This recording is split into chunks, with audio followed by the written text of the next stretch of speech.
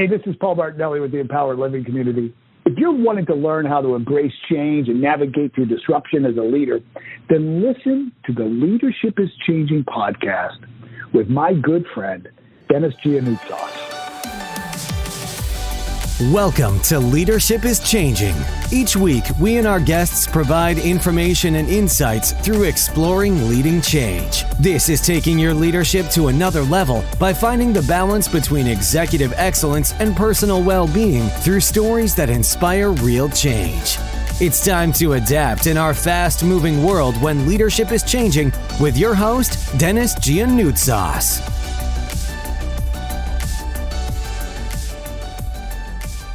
Hey, welcome to the show, Leadership is Changing. What we as leaders know to be true is that change is constant. Leaders everywhere confront similar obstacles because people are people, but everywhere you go, leaders are overwhelmed, disrupted, and under pressure.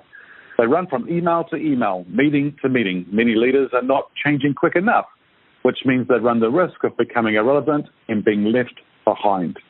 The purpose of the show is taking our listeners' leadership to another level by finding their balance between executive excellence and personal well-being through stories that inspire real change. I believe we don't have enough effective leaders in the world today, and if we can get the leaders to step up and lead change, they can inspire real change.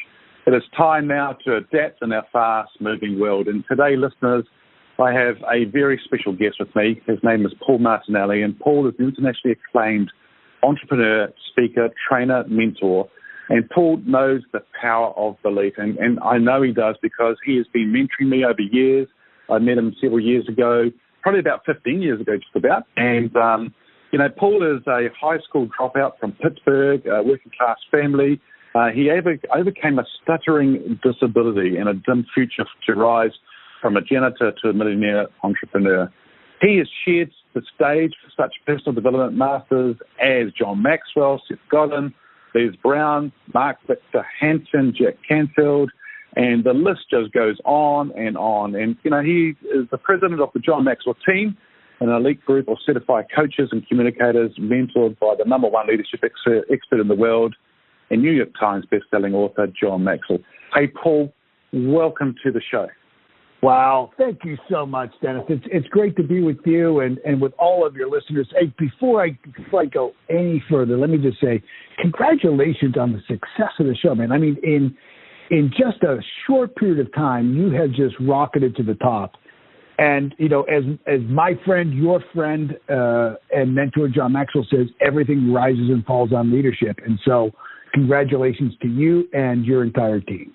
Awesome. Thank you, Paul. And look, hey, I've got to say to you as well that over the years that you've helped me, be there for me, and supported me and believed in me. And so it's just great. And, at times I just think that a lot of the things that come out of me and what I share with people, it's the insights, the wisdom that you've shared with me. And so thanks for doing that.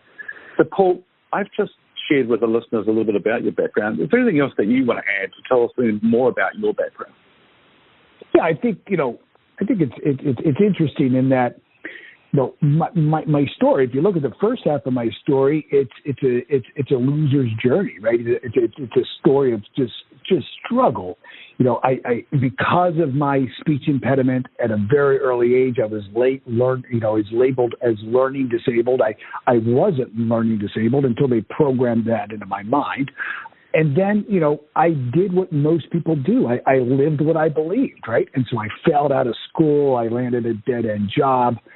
But there was always within me this small voice that would speak life to me, that would speak hope to me. And thank God I would listen to it. And at 22, I started my first commercial cleaning company and got my first business mentor and really went to work on me, understanding why I was doing the things I didn't want to do, getting the results that I didn't want to get, and I learned how to change those things, and I learned how to change my inner image and my core belief system. I've gone on to build 5 multi-million-dollar businesses. Those companies have done over $500 million in revenue. They've been able to travel all over the world. And so if I could share one thing is that, if a high school dropout can change their life and lead major organizations, anyone really can. You just have to have the willingness to do the work necessary, right? Yep. Because it just doesn't come naturally to some, or it just doesn't get given to somebody. You have to work at it. And when you say work at it, discipline, what you're talking about, is it a work ethic? What is it that when you say they have to work at it? What do you mean by that? What I mean by that is that we can't afford the luxury of a negative thought to go unchallenged. And so, at any given time in our life, we desire to be and do and have more. We make great declarations of change. We're going to lose weight. We're going to start a business. We're going to buy a new house, whatever it is. And yet there's some invisible boundary that we just can't break through. There's some force that internally speaks to us and says, who do you think you are? Like, how are you going to do that? What makes you think you're good enough? And so what I mean by working at it is standing up to that inner judge. Eric Hoffer, who wrote the book True Believers, he said that no matter what our achievements may be in life, we think well of ourselves only in rare moments. That we have within us an inner judge that keeps a book of all of our shortcomings, all of our transgressions, and all of our failures. And that we need other people to convince us that we're not as bad as we really think we are. And so, for me, I think the voice we need to listen to is that internal guidance system of truth that I truly believe. I'm a person of faith. I think that God instills in all of us, that knows our truth, that knows our potential, and it's when that voice of judgment, that voice of doubt begins to rear its ugly head in the pursuit of our dream, in the pursuit of our leadership, we can't simply back down. We must stand up to the schoolyard bully in our subconscious mind. And we have, life is a fight for territory, and we have to fight for every single inch of our potential. Yeah, awesome. And I think when you're sharing that, Paul, I know you talked about the stutter that you had, and I was sharing with you earlier on that the journey that I've gone through with the voice, and I think a lot of that's come from myself not have been true to myself in the sense of going out and doing my own business rather than being in this large corporate in the world where I was having a whole lot of fun and doing a whole lot of stuff and having some really good impact.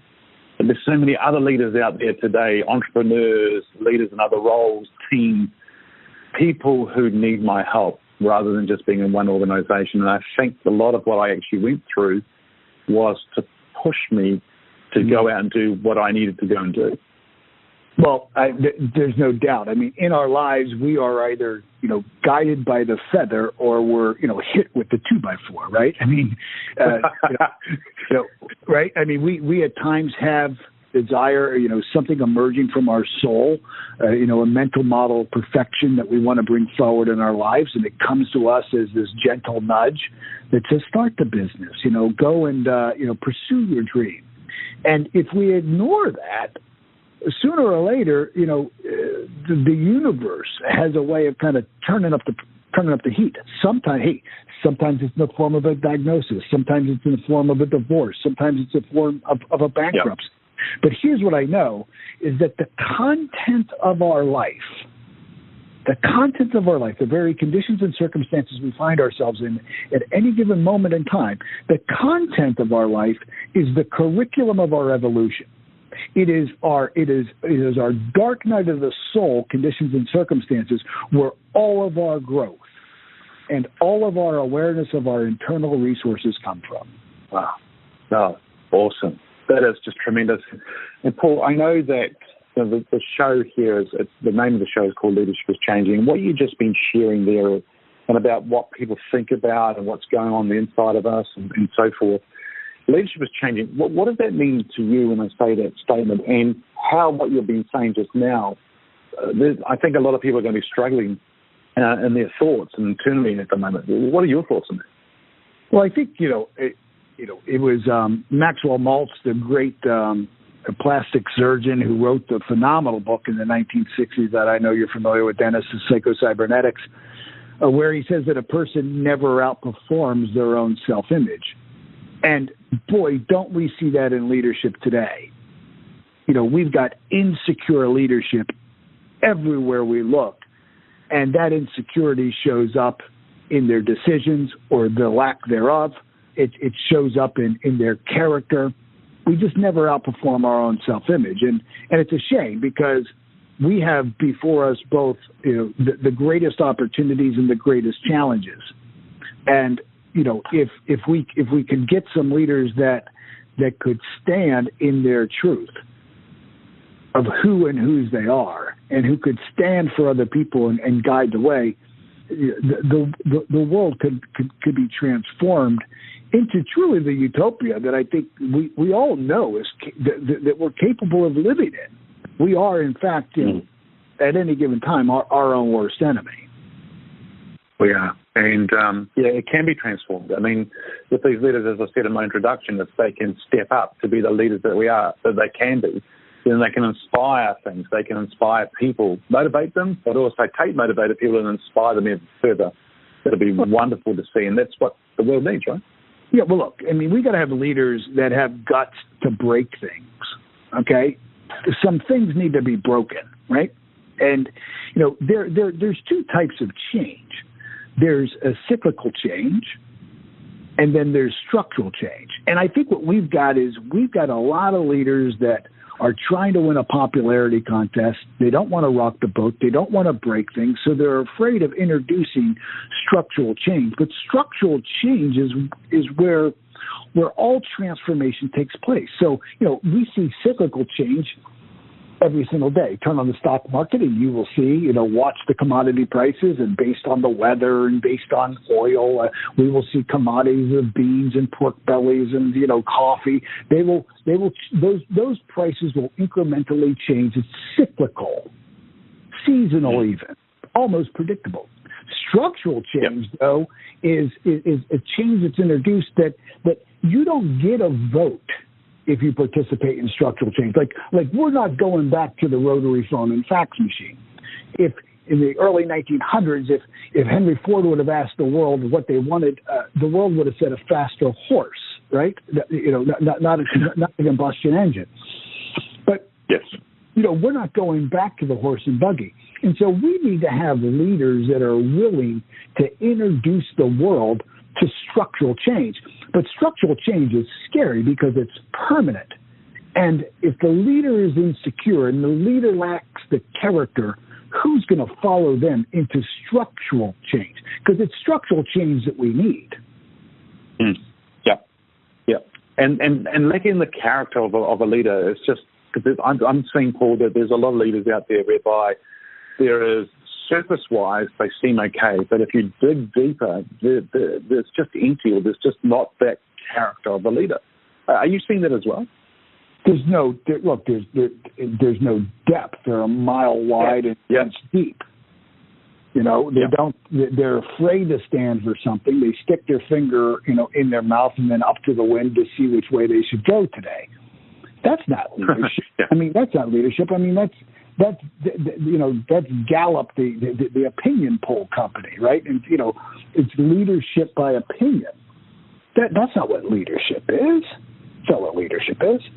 Leadership is the ability to identify, the true best next step for mankind, and then a person who has the courage and the vision to cast that vision, put people right in the middle of the picture, let them see themselves in that change, and then lead. Not to lead by opinion poll and what everybody thinks. People are just so afraid to lead. They're so afraid to stand for something that they fall for anything. Yeah. Stand for anything and fall for anything. Is that what you're saying? Yeah, I mean, they're so afraid to stand for something that they fall for anything. Yeah, okay. Yeah, hey, listeners, I'm here with Paul Martinelli, and we're talking about leadership is changing, and Paul's sharing some great things.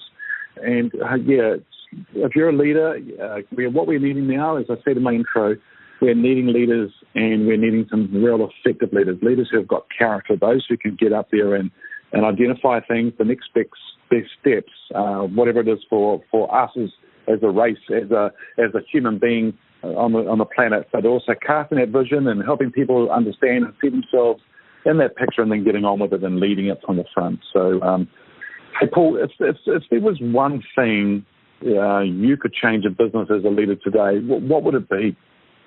If there's one thing that I would change in the business world or just overall? Well, let's go overall.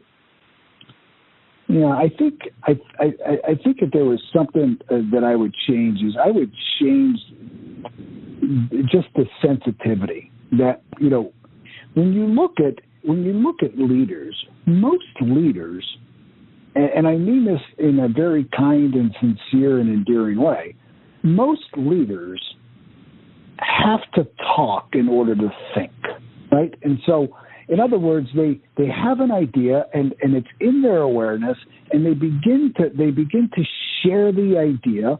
They're still working it out in their mind. They don't know how it's going to happen. They don't have all the answers. And the minute they open their mouth, the world pounces on them. We've got a media that wants to keep score against every single thing they say, cut up their words, chop up their words, hold it against them. Any mistake they make, any failure, you know, we're ready to crucify a leader for. And we have to give our leaders grace. You know, we have to recognize that we have to suspend the requirement of our leaders knowing how to do everything that they're visioning. They probably don't know how to do it. But if you think about it, we didn't know how to land man on the moon. We didn't know how, Jarvik didn't know how to create the artificial heart. Salk, you know, in the United States in the 1940s and 50s, they formed a department called the Department of Health and Services. It was specifically designed to find land where they could build manufacturing plants to build more wheelchairs, because that's how they were going to solve the polio problem. In other words, they didn't think they had a disease problem. They thought they had a wheelchair problem, because nobody knew the cure. And if a leader would have stood up and said, I'm going to cure polio, they would have thought he was nuts. They would have thought she was nuts. And yet that's what Salk did. While everybody else was looking for, you know, how to make more wheelchairs, Salk thought about cure, and he found it. The Wright brothers didn't have a pilot's license. They didn't know how to build it. Once they built it, they didn't know how to fly it. Once they get it in the air, they didn't know how to land it. And so if I could change anything, I would change our gotcha culture. I would change the fact that our media today is so polarized, so partisan, so petty, that we can't allow our leaders to make an even honest mistake. And so good men and women say, to hell with it. Why even? Who wants to sign up for that? Who wants to sign up for that? I don't want to sign up for that. I mean, that's why I'm not going to run for political office. Why do I want to get into a circle and then have a firing squad? It just doesn't make sense to me. And I really do think that's probably one of the biggest problems we face with leadership today. Yep, the gotcha culture. If we can change it, it'll be good. And Paul, what I'm also hearing you say there is that that even though others were looking at as a solution or a way that they want to look at, as an example, the wheelchair, but then actually finding the vaccine, it took a leader to look at things differently. And it took a leader to go the opposite way to others. How important is that as a leader if you see people going a certain way that you go the opposite way? Do we need to do that kind of thing? Is that what we're talking about takes courage? What's your thoughts on that? Well, I think we need to go the opposite way if that's the way to go. I don't think we need to go the opposite way for the sake of going the opposite way. I don't think that a leader by nature has to be the contrarian, right? But I do think that they have to have the courage to explore. They have to have the courage that if they have conviction that they're going in the right direction, that they're willing to go there. Yeah. It's the courage and the willingness to go there that's really, really important. Well, if you think about it, when John F. Kennedy called Wernher von Braun, the great aerophysicist, into the Oval Office and asked him what would be necessary for us to build a rocket, send the rocket to the moon, land safely on the moon, have a man walk on the moon, and then return safely back to Earth. Von Braun said 5 words: He didn't say that it was going to take trillions of dollars. He didn't say that we would have to, have a better understanding of the science. He said 5 words. He said, the will to do it. The will to do it. The will, look, if you look at space flight, every advancement in space flight has required the death of people. Every single one has required the death of people. Failure is a necessary agreement, and unfortunately, when you're playing that game, failure comes with explosions. There's a high price to pay. And, here in the United States, after we had the Challenger blow up, we stopped our space program. We stopped exploring space, so much so that now the space race is led by corporations. It's no longer led by a government. The government's afraid to do it. They're afraid to fail. No political leader wants to be the person that stands there and watches a rocket explode. That's what's required. And isn't it interesting that after the explosion, more people signed up to be astronauts than any other time? So there was a willingness to do it, but not the political leadership to do it. The political leaders, again, because of our gotcha culture, just said, who wants to sign up for that? It's better to put the money in some failing social program that's going to fail, over decades rather than fail in seconds on CNN and Fox News. Yeah. Wow. Yeah, and I love that. I mean, the fact that there is the will to do it is what was said, and as you say, there is a high price to pay, and even if we take people back to business today, or for people setting goals in their life and doing things, there's a lot of fear out there for people who are stopped, or they have obstacles in front of them that stop them from going out and doing things, and there is a will to do it if you want to do it. And I just take this podcast as an example. I mean, I wanted to do it and sort of put it off for a while and then did it, but then that will to do it just happened and made the decision to get on with it. But when I made the decision, it was amazing how things fell into place. Yeah, Emerson said, do the thing, and then you get the energy to do the thing. Yeah. Do the thing first, and then look. You didn't know how you were going to get your podcast in the top podcasts around the world. You didn't know how to do that, but if you require knowing how to do it before you did it, you'd have never done it. You need a result in order to improve a result, and the problem is that because of our gotcha culture today, everybody's so afraid to fail because of the political price or here in the United States, I mean, everybody's afraid of being sued. So we've got a culture now that the very best and brightest people don't bring their biggest or best because they're afraid that if they do something and something happens and there's a failure that they're going to be sued. So we don't have cure. We mass produce average. We mass produce average in the world today. Exceptionalism is dead. It died because nobody wants to face the consequences. We've got this gotcha culture that just crucifies anybody who's a risk taker. And that's what leaders are. Yeah. Leaders are risk takers. Yes. And we need them to be risk takers. Absolutely. And we need to support them and make it safe for them to fail. Yeah, safe to fail. Yeah, you're right. I remember. Go ahead. I remember. Look, I'm not talking politics. I'm just talking in general. So here we have a madman in North Korea, right? He's going to blow up the world. He's threatening to blow up the world. He's firing rockets all over the place. He's going to build a nuclear weapon, right? And he's the saber rattling, right? And Donald Trump is over in that part of the world and says, if you meet with me, I'll meet with you. And the political press in the United States just started to criticize him. I mean, they started to crucify him. He goes to the demilitarized zone, and what does he do?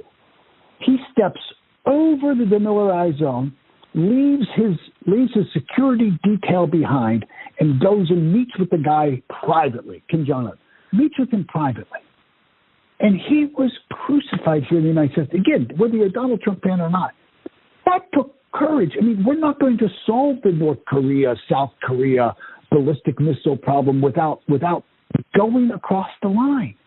And as soon as he did that, he was condemned for doing it. Now, one way he's meeting with the terrorists, the other way he's caving in. He can't win for losing. Yeah. Can't win for losing. Damned if he did.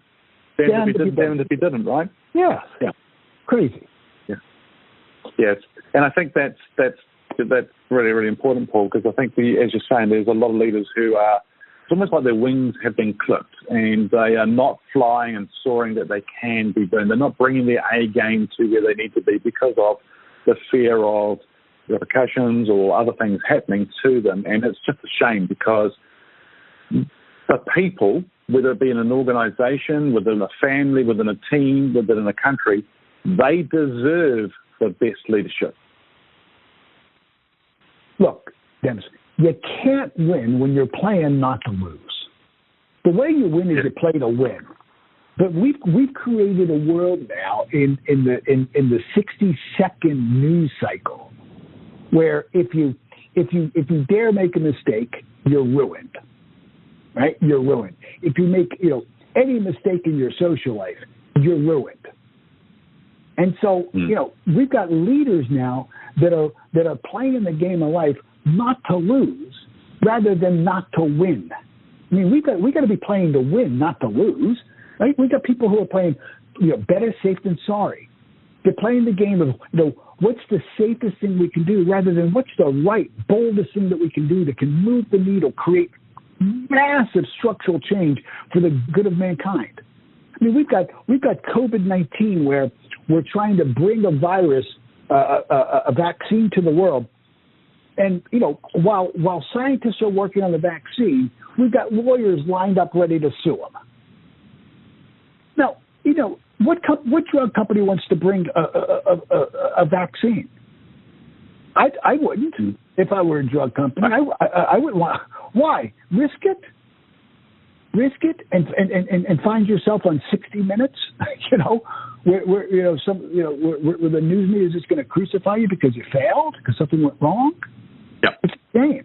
Yeah. Yes. So, Paul, we've been talking about a lot of the stuff here around the leadership is changing and what leaders are at, and you're talking about people are playing to not lose, but they should be playing to win. Well, the question I've got here for you is, where do you see leadership going in the next 5 years? What do we need to do? What do leaders need to do to be successful today, and where do you see it going in the next 5 years? Well, sadly, I think it's going to get a lot worse before it gets better. Sometimes, look, as you shared with your podcast, you wanted to kind of step out on your own.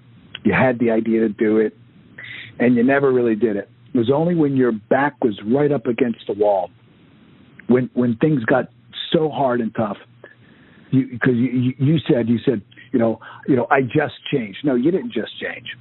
The conditions and circumstances got so uncongenial that you said, that's it. Enough's enough. I'm doing it, and I'm going for it. And when you did it, all of a sudden, providence set in, and everything you needed fell into place. That's what you said. I don't think that we've experienced enough pain yet to change. It's sad. It's sad. But I think the next 5 years is going to make. I think there's going to be a lot more polarization in the world. I think there's going to be a lot more bipartisanship in the world. I think we've got a culture right now that demonizes success. Anybody who's successful, we're looking to here in America, political leaders are lining up to create a wealth tax that anybody who pulls them up from the bootstraps, makes themselves successful, gets to a point where they've accumulated $10 million in wealth. The government, there's an initiative now to go in and take half of their money, because it's not fair that they have so much. Well, then, who wants to go make $10 million? Look, if money is exchanged for service, and it is, I mean, anytime you get service, do you pay for it? Of course you do. So money is just an exchange. It's a medium that represents service provided. As somebody who's generated that kind of wealth, whether they did it or their grandfather or their great-grandfather did it, who cares how they got it, as long as they did it by ethical, legal means, then they've provided a lot of value. We demonize Mark Zuckerberg. We demonize Jeff Bezos. We demonize Tim Cook. We demonize Bill Gates. We demonize anybody who becomes successful. So, if you reach any level of success or achievement, you want to kind of stay below the radar. And below the radar, you can't change the world. You can't change the world. And so, unfortunately, I think the future for leadership is bad. I really do. I wish I had a more positive message. I'm a positive guy, but I think there's a lot of room for things to get worse, and I think it needs to get worse before good people stand up and say, That's it. Enough's enough. Enough's enough of the gotcha culture, the cancel culture. I mean, it's ridiculous. Here in the United States, they pulled the movie Gone with the Wind. Come on. They pulled the movie Gone with the Wind. You can't watch Gone with the Wind anymore in the United States of America. You can't watch the movie. Wow. Think about that. One of the greatest movies of all times you can't watch. Yeah. There's a lot more of that coming. Yeah. And in this part of the world too, Paul, we have this thing called the tall poppy syndrome, where if you're out there being successful, doing things, and taking everything you've said today, right? Taking that courage, getting out there, doing things, being willing to fail, go out and do it. Then if you think about a field of poppies, if there's one that's taller than others, that one will get chopped down to not be taller than the others. And that's the kind of mentality and kind of way it's been around this part of the world for a while. And we don't need that. We need people to stand up. We need people to get out there and do things and be very successful. So, and really be celebrated. Where it's all going to go. And be celebrated for doing it. Yeah. And, celebrating success doesn't take a lot, does it? It doesn't cost a lot, but it's really important for it to happen. In the world's leadership today, there would not be footprints on the moon. I'm telling you right now. Hey, Paul, look, thank you for joining us on today's show. If our listeners are wanting to get hold of you, Paul, where should they go? I have a Facebook community with about 2 million followers. It's called Empowered Living. Empowered Living. So just go to Facebook, go to Empowered Living, and I do a noon show Eastern Time in the United States every day. Great programming there. If you're into positive thinking, if you're a lifelong learner, if you're into really good sound leadership, Empowered Living, we bring on guests. We just had Seth Godin on. We just had Simon Sinek on. We have Mark Sanborn. We have Dr. Gary Chapman, the author of 5 Love Languages. We have some great guests and just great programming. It's almost like a TV channel. We have programming right now about 10 hours a day, and hopefully as we build it, it'll be 24 hours a day. Yeah, it's a wonderful team to be around, listeners. If you can go to that, it's called Empowered Living, Paul, correct? Empowered Living. And, team, go and check that out. Thoroughly enjoy myself. I thoroughly enjoy what I learned from Paul and Roddy and their guests as well, so do check that out.